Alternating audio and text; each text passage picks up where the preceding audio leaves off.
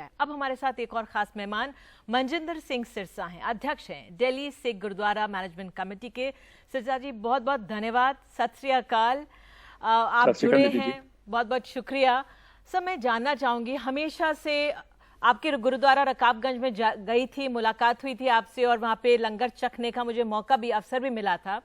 लेकिन अब जो कोरोना का दौर है, इसमें तो हमारे जो लोग हैं, जो जरूरतमंद हैं, उनकी संख्या 5 गुना बढ़ गई होगी। किस तरह से व्यवस्था की गई कि कोई भी जो आया लंगर के द्वारे वो भूखा नहीं गया? क्या क्या चुनौतियां थी आपके सामने? धन्यवाद निधि जी। पहले तो मैं आपको ये जरूर बताऊं कि हम इन चुनौतियों तो जूझते बहुत सालों से आए हैं, लेकिन ये हमारे लिए एक नई तरीके की चुनौती इसलिए थी क्योंकि जब भी कभी आपदा आई है उसमें इंसान को जिस आपदा से वो निकल रहा उसका दर्द होता था, लेकिन यहाँ पहली बार हमने देखा कि वो कोविड से कम डर रहा था लेकिन भूख से ज्यादा डर रहा था। और एक ऐसी व्यवस्था खड़ी हो गई थी हमारे सामने, लोग गुरुद्वारे आ नहीं सकते थे और भूख के मारे चिल्ला रहे थे, जगह जगह से फोन आ रहे थे, हमें यहाँ खाना पहुंचा दो, हमें यहाँ लंगर। तो ये हमारे लिए एक बहुत बड़ी चुनौती इसलिए भी थी क्योंकि कभी ऐसी व्यवस्था नहीं बनी थी कि जो काम करने वाले लोग हों हमारे साथ, चाहे वो हमारे लांगरी हों, चाहे वो हमारे सेवादार हों, चाहे वो हमारे पोर्टर हों जो लेके जाते थे, ड्राइवर हों, वो भी सब इस बात से राहत रहे कि उनको कोई कोरोना के पास ना जाए। ये भी हमारे लिए बहुत बड़ी चिंता थी।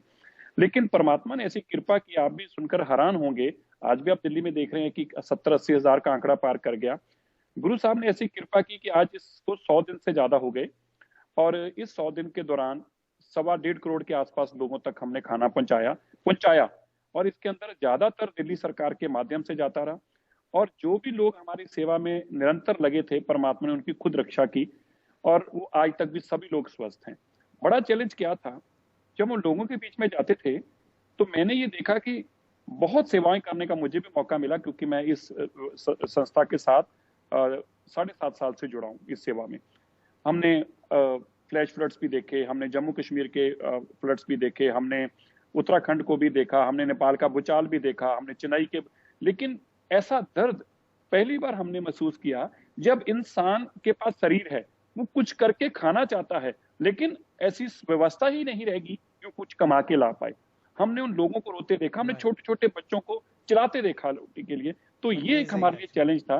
लेकिन हमारे जो सेवादार थे, मैं तो उनको नमन करता हूं, उनको प्रणाम करता हूं, उन्होंने जो डटकर सेवा की और निडर होकर सेवा की और उस सेवा के चलते ही रोज कभी 1 लाख, कभी 1.25 लाख, कभी 1.5 लाख, 1.25-2 लाख लोगों तक का हमने खाना बनाकर लोगों तक पहुंचाने का काम किया। Yes, Manjinder Singh ji, what is amazing, I mean, we are just really so inspired by the work you do and your entire the community. But I just wanted to ask you, in this particular lockdown, it's been so difficult to get supplies. How did you manage to get provisions like food, etc., in amazingly large quantities, and then first get the quantities and then ensure everyone who's needy is helped? How did you manage that? Logistically very tough in a lockdown. Dr. Saab, if I say in a very short words, as we have found Dr. Parnoy Roy to tell people how we have been working and how Sikh Gurudwara Management Committee and all Sikhs across the world are doing this seva. That's how we find people.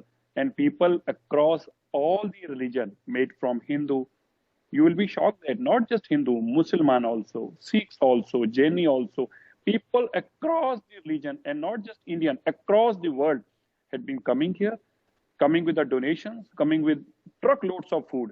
There have been an instance when people send us truckloads of 4 trucks of loads of food and said, "Kisne bheja ji? हमें पता नहीं, हमें तो बस कहा गया वहां पे ये खाना छोड़ा है."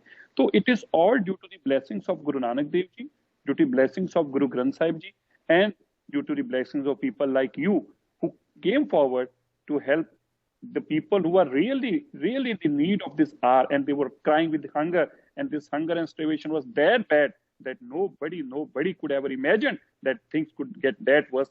That was the situation which we have seen without their eyes.